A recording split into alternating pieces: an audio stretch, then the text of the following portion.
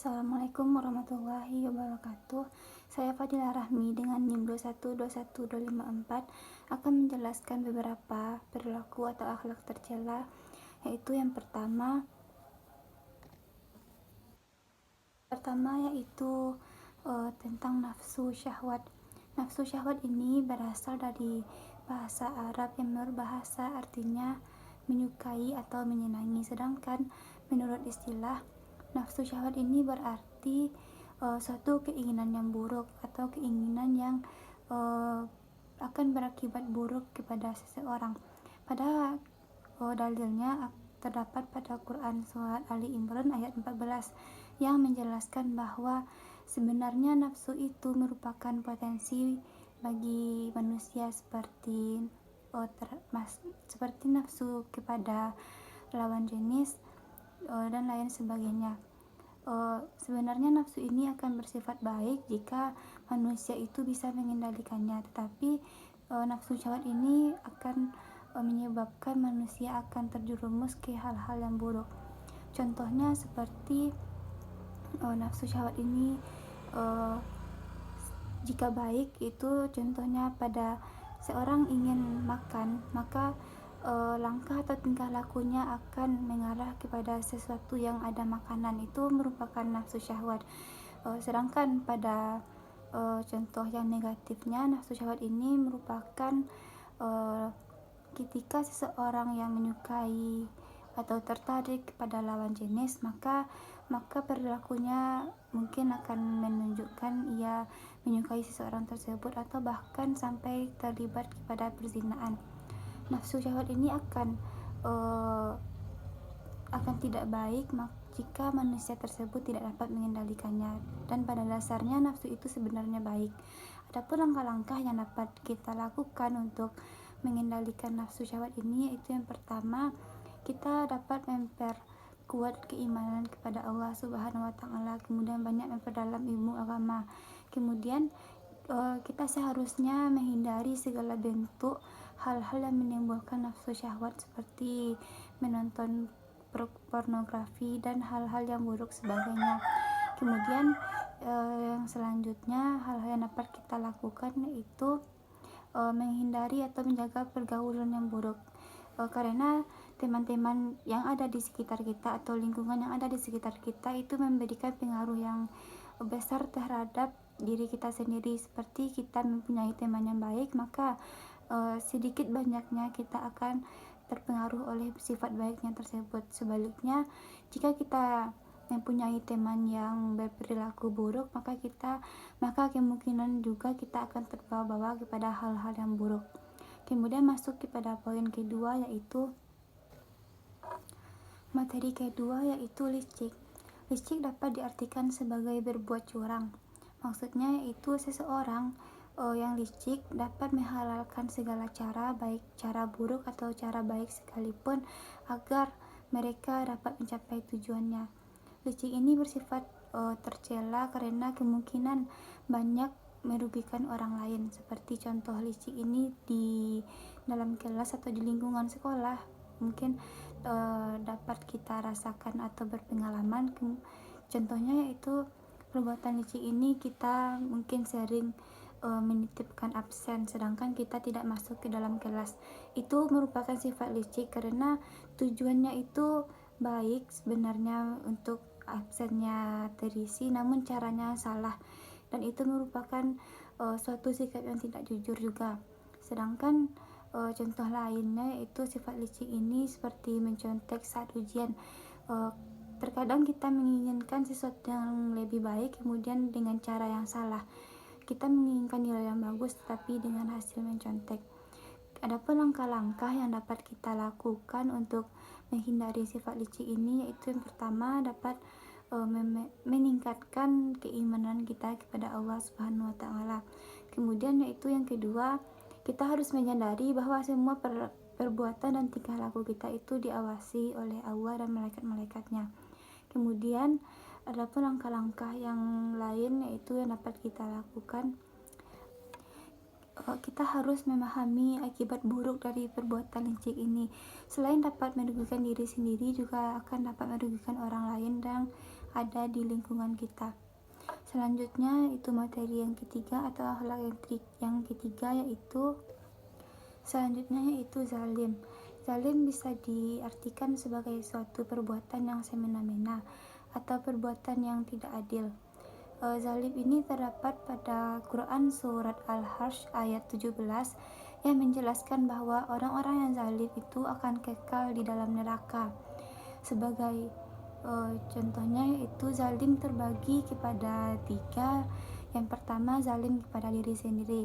Zalim kepada diri sendiri ini merupakan perbuatan yang selalu merugikan diri kita sendiri, seperti melakukan dosa besar, bahkan kita tahu akibat buruknya tapi kita selalu menyepelekan, seperti kita tidak melaksanakan sholat, kemudian tidak berpuasa, selalu minum minuman yang keras, berzina dan lain sebagainya.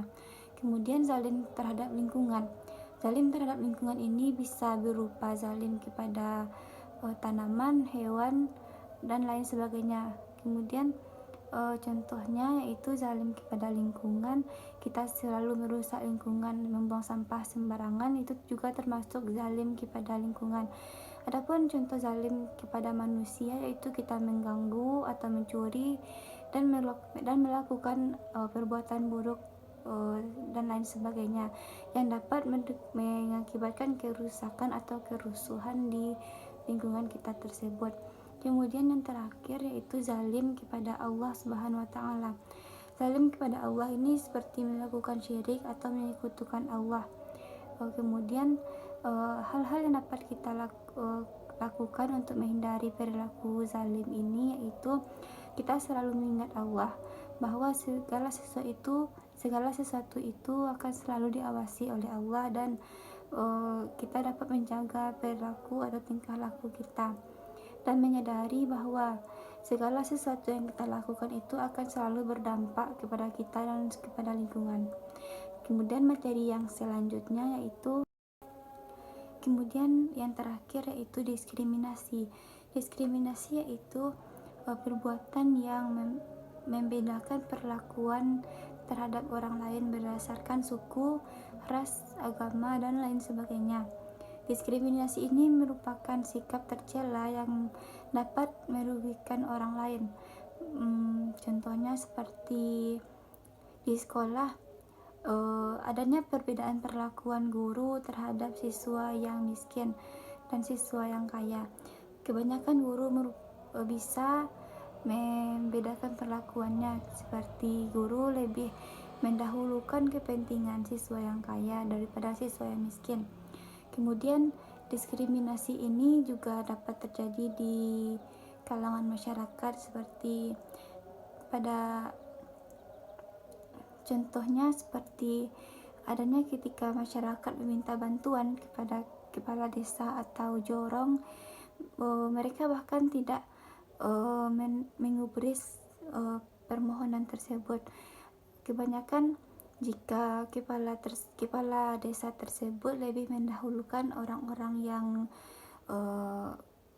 kaya dan juga yang miskin. Kemudian hal-hal tersebut dapat kita lihat pada lingkungan di sekitar kita, adanya sifat diskriminasi.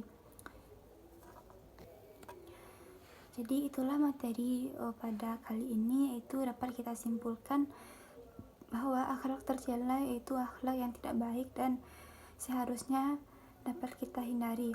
Pada bahasan kali ini ada 4 akhlak tercela, yaitu yang pertama tentang nafsu syahwat, yaitu dapat kita simpulkan nafsu syahwat ini merupakan satu keinginan yang buruk dan dapat merugikan diri sendiri. Yang kedua ada tentang licik. Licik dapat diartikan sebagai perilaku yang curang dan tidak adil. Kemudian yang ketiga zalim. Zalim yaitu perbuatan yang semena-mena terhadap orang lain, bahkan terhadap diri sendiri, kepada Allah dan kepada lingkungan yang ada di sekitar kita.